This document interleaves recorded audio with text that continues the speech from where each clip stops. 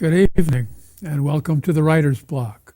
I'm your host, John Ronan, and now, in our 27th year, you know that I interview writers about their craft, often poets or other brands of writers, but also other brands of artists.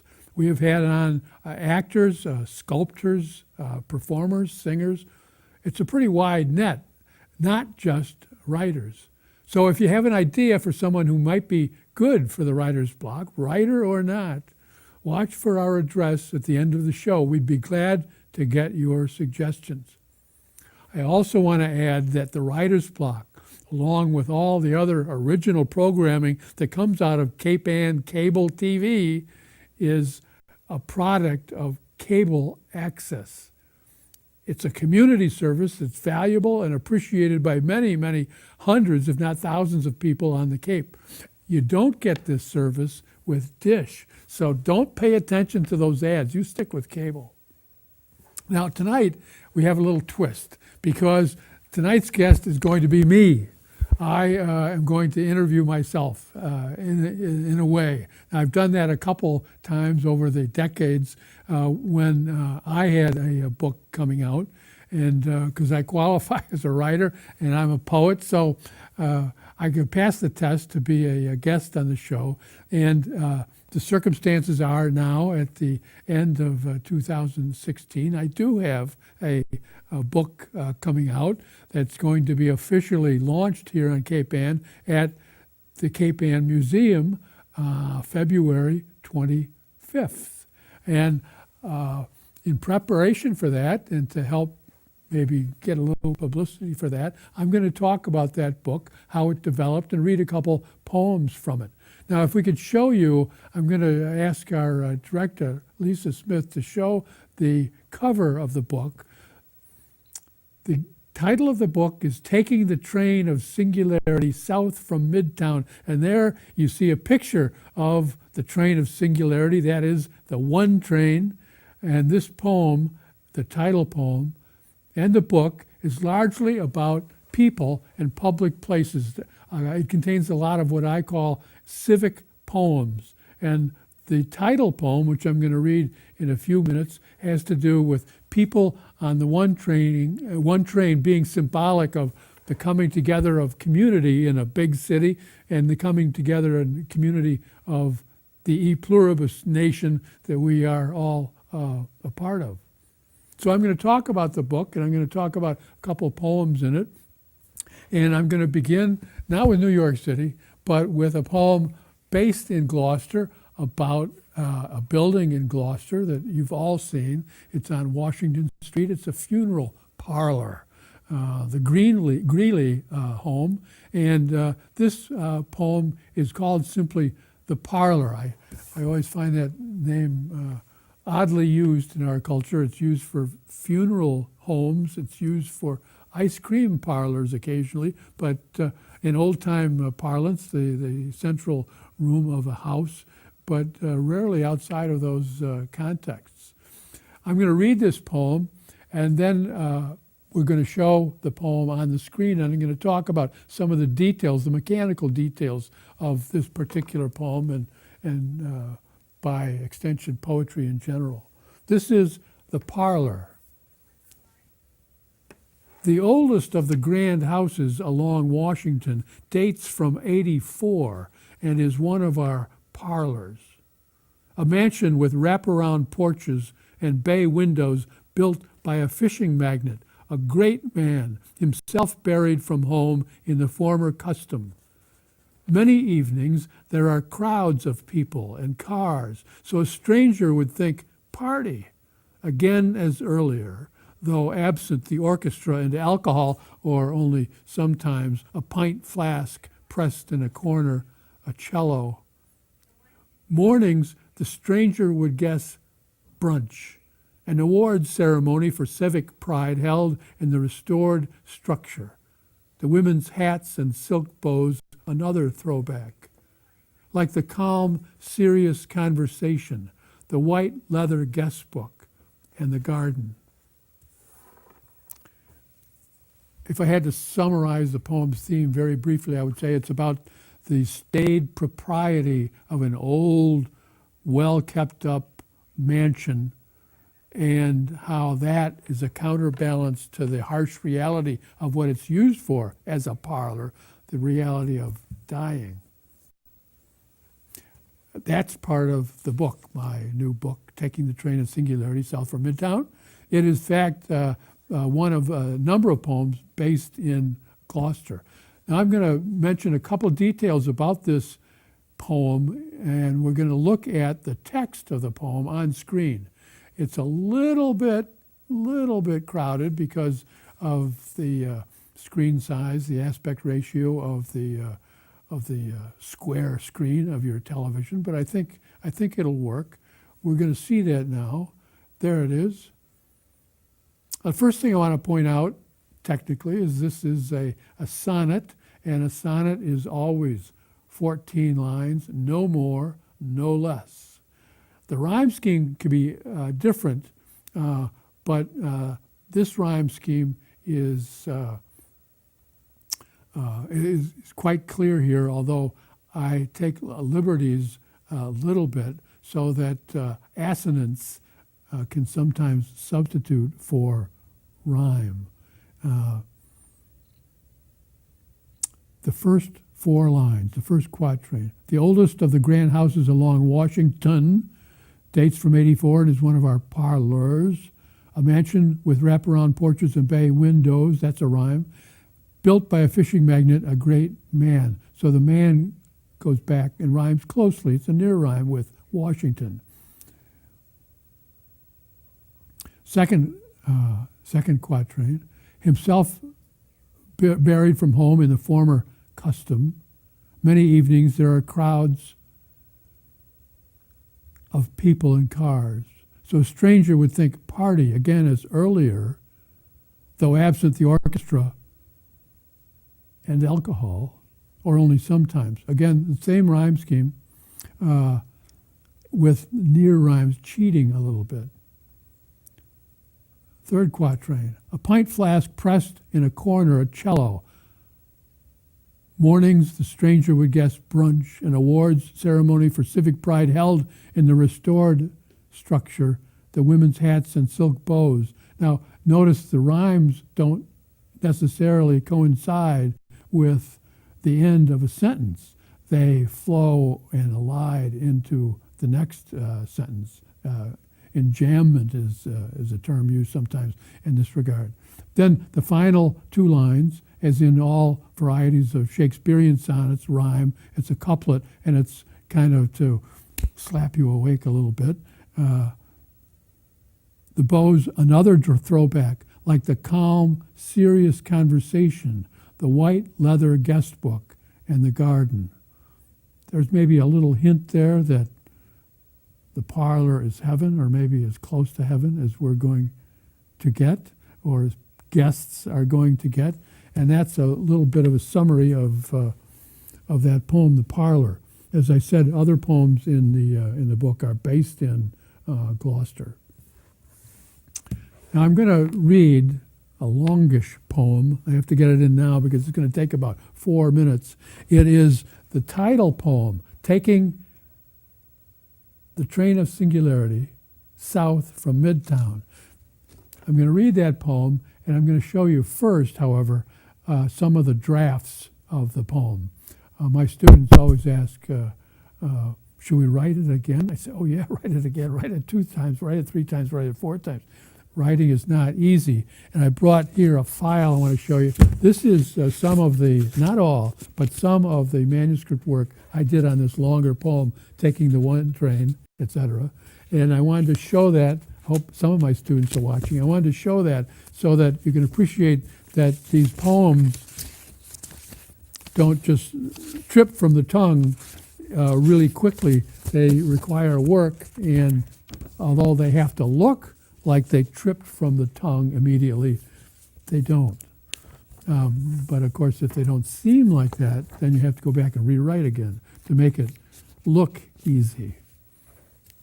So this is the poem called Taking the Train of Singularity South from Midtown, the title poem from the book. And it's about The one train mentioned symbolically earlier, in traveling from 42nd Street down to Chambers Street, not the whole trip. Chambers Street is chosen carefully. It's the stop before the stop that was destroyed in 9/11. And although this doesn't take place that particular day, it is informed by that attack and tragedy. The stanzas or sections are named after the stops. The stops are 42nd Street, 34th Street, 28th Street, 23rd Street, 18th Street, 14th Street, and then the numbered streets, Christopher, Houston, Canal, Franklin, and Chambers. So I'm going to read this poem and take you on this train, part of the one train's route, and then I'm going to talk a little bit about the mechanics of a section of this poem. Okay, here we go. I hope I get through this without any flubs. Taking the train of singularity south from Midtown, 42nd Street, as the funnel of everyone in Times Square cascades down the station stairs, pace and urgent purpose damming briefly at turnstiles before cleaving into streams for 8th and 7th Avenue trains and A train the 2, and while quick diverge currents, hot and breathless, pick platforms, stop to listen for slivering steel drums in the wait for translation to work or home, here at the side of a narrow island 40 feet underground, with a wind rush and rattle that drive away agile, enterprising mice. Et tag, bir tren, miocha treni, ein tren, premier train, jadin trenovat. The red one train halts. A mustered public potluck steps forward, hushed and obscure, hips shifting at doors in slide-by witness, separate bodies, white and yellow, brown, black, and tan, pocked or whiskied wan, green, gray, big and bonehouse, the meek, mouthy, angry, lost. A tourist who trails maps and binoculars, jamming last onto the crowded car. Aptrance and defensive doze, deft conventions of eye and elbow mind the tribes. A breath brushes your strapping hand. The platform passes. Tumbled from the scrum of 34th Street.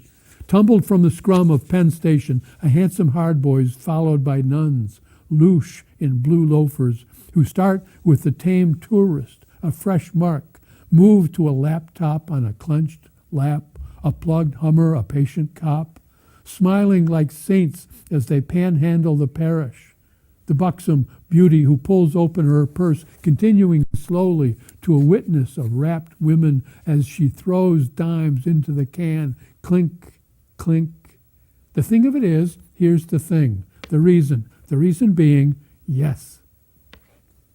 Eyes rise to Viva Las Vegas, Absolute, a scratched Cadbury ad. Diana and Elvis, together at last. 28th Street. Morning unfolds. A uniformed girl, perfumed and war-painted, swirls on arrival, greets the hard boy's attitude with a teasing parade of school plaid, half and half harlot, ingenue, in salsa, sour grape, taboo. 23rd Street. Opined widely by a man who makes his mute partner blush back, a blonde by the rusty mater, opposite his signing hands and the black habits, this gently defined common commute below Fashion Ave, sounded out in Gap and Caps, Jets, Giants, Puma, Nike, in tapestry pants, NYFD, in the sexy matron, the Sybil who speaks with resigned and weary wisecrack sadness, 18th Street, any more forsaken and apart, anonymous. During a door delay in which a pigeon engaged in a serious state mission preens onto the car like the pride of Chelsea, an urban bird who avoids the eyes of travelers, they in turn avoiding the bird. behind pickets of posture or painted word. The nuns, surrounded by trousers, smile. The bumpkin, gaze behaving, smiles. The practiced pigeon, a positive nodder, fronts the speechless woman who figures food with a brown bag at her knees, and witness-wise, dim as destiny, fate, or whatever happens, happens, eats seeds from her open hand. 14th Street, lights flicker. The train, in fits, limps to the village, St. Vincent's. The sage woman, staring intensely at a dark wood of girders and graffiti, bristles, bosoms, and big rings. The only rebuttal is love, longing. The cars start. Peeper skews to Viagra, visit the Brooklyn Zoo. Listens to chatter blend with brat-happy prattle, the porn plot, girl who giggles like tickling and sways sailor to the rock and roll of the train. Mix with tin clinks of a can's conjured coins, the cluck of nuns, whole rests from the helpmeet whose pigeon pecks at sunflower seeds, a tightly fused and multi-tracked city suite and clickety-clack. Christopher Street. At Christopher, a drunk curses Christ, easy credit, his mother, the Mets, warns of the end of the world and laughs. No one gets on, no one off. Houston Street. The train stops short of Houston, stops in the sealed tunnel. Engines stop, dull lights die as bodies breathe an undivided sigh. Lights on, off. Tense whispers worm the blind silence, stage stripped to underlying time, a long, long loss of light. When a Zippo's flicked at the far end of the car, the wise woman sends down a candle. The candle slowly returned in grudge transfer, glow soft on the row of stoic handlers, God gift or galoot, gangbanger, faces awake in pitch-driven epiphany as grace is held and given. The hard boy's forehead flames with lipstick. The blousy bird runs before the wick. Lights, cars jerk, lurch. Shoes shuffle, buttocks touch breasts and elbows, corps de ballet in brave, awkward, standing balance. Canal Street. During the usual shift and witness, the schoolgirl in gimmick innocence leaves with hard boy and his target heart. Scratch and match, tartan, tats. The bird, confident that symbol can solve for self, takes a seat after canal. Franklin Street. At Franklin, it's goodbye to the bum who rises with help from the hardy nuns, goodbye to the quiet signers who nod and stand, fire, silence, hand in hand. Chambers Street. Riders, their rides ending or begun, are off and on, fungible, one. You, with your field glasses and guides, you become everyone too. Quietly beside yourself in witless, wondering joy, no longer alone, no longer on the way. Myriad, American, arrived at last in available day. The platform passes. Et Tag, Bir Tren, Myoho Traini, Ein Tren. One, existing whole in a sphere, a Newman or essence and no more. The reason being yes.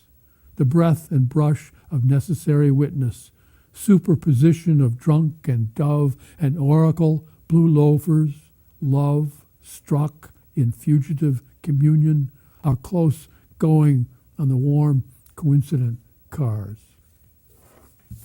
Thank you for your attention. That is the title poem, which takes us from 42nd Street down to Chambers Street, a large section of the long route that runs from the Bronx all the way down to the tip of Manhattan. Now I'm going to talk very briefly about a section of this poem. If I could see this on the screen now, the Houston Street section that I just read. Now Houston Street is over to the right. You can see that that's not part of the line. That designates the station. And I want to talk something about the mechanics. This is what I call a civic poem, and because it's a civic poem, it has to be read often, as I'm going to read it at the premiere at the Cape Ann Museum. And there, you see it up on top now. Okay, that's fine. And because it's going to be read out loud, it's a civic poem, it has to have a lot of sound quality. Now, you may have noticed, may not have noticed during my reading, that this entire poem is in couplets. Every two lines are rhymed, and sometimes I cheat a little. Sometimes they're near rhymed, sometimes they're off rhyme, and sometimes assonance is substituted for rhyme. I'll show you what I mean. The train stops short of Houston, as they pronounce it in New York, stops in the sealed tunnel. Engines stop, dull lights die as bodies breathe an undivided sigh. Lights on, off. Tense whispers worm a blind silence. So you can see the rhymes there. And finally, the last rhyme from that section, time and light, which don't rhyme, but I'm using assonance, the eyes in tie and lie to fake a rhyme. Also, each line has two words which are consonant. For instance, that means two words of which the first letter is identical. So, stop and short in the first line both begin with S.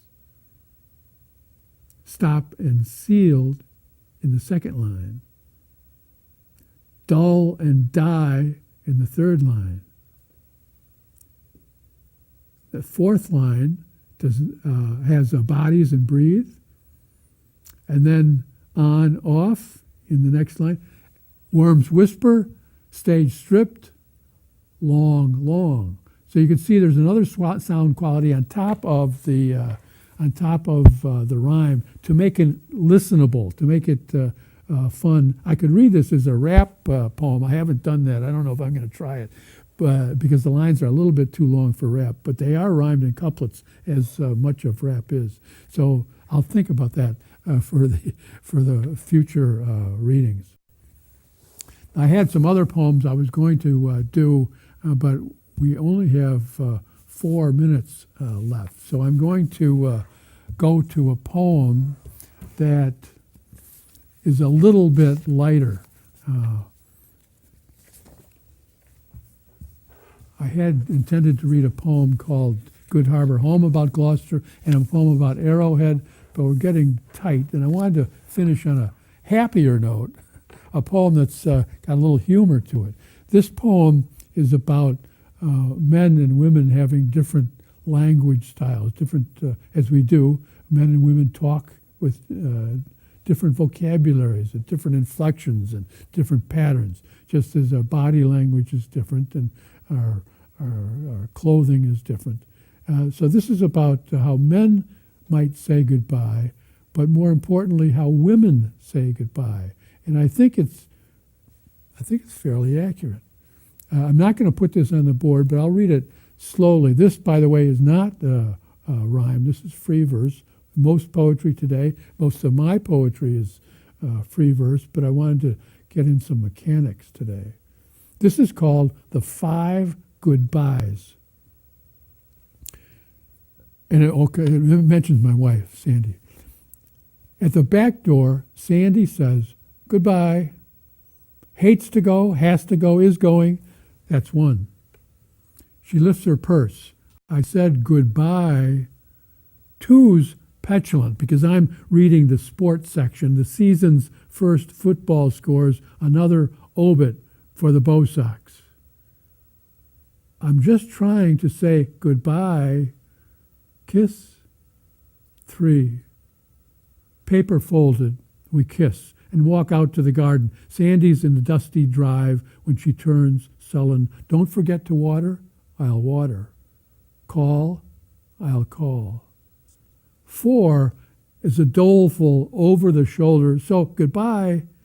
Always the saddest of the trailing stages in our separations at the house, airport, over the phone. Women like 5 goodbyes. goodbyes. Guys, no. See ya. The easy relief of wise guy denial. Defense. Sandy buckles up in the Volvo, the long wagon, heads for the highway, waving 5. Bye-bye. That poem is a little lighter poem. I think it's fairly accurate. And I'm going to read that at the museum launch as well. I want to see if I can get the cover of the book back again. If Lisa could show the cover one more time. We'll close with that. Thank you. That is the cover page of the book, which is out officially January 15. I'm going to launch it February 25 at the Cape Ann Museum. It's on Amazon already. You can pre-book it or book it or buy it, and I hope you do. And I will have a lot of time at the museum in February to sign copies. Thanks for your attention tonight and putting up with me talking by myself without an official guest. I hope you enjoyed that sample of poetry, and if so, then the Writer's Block has done its job. I hope to see you again next week on the Writer's Block. Good night.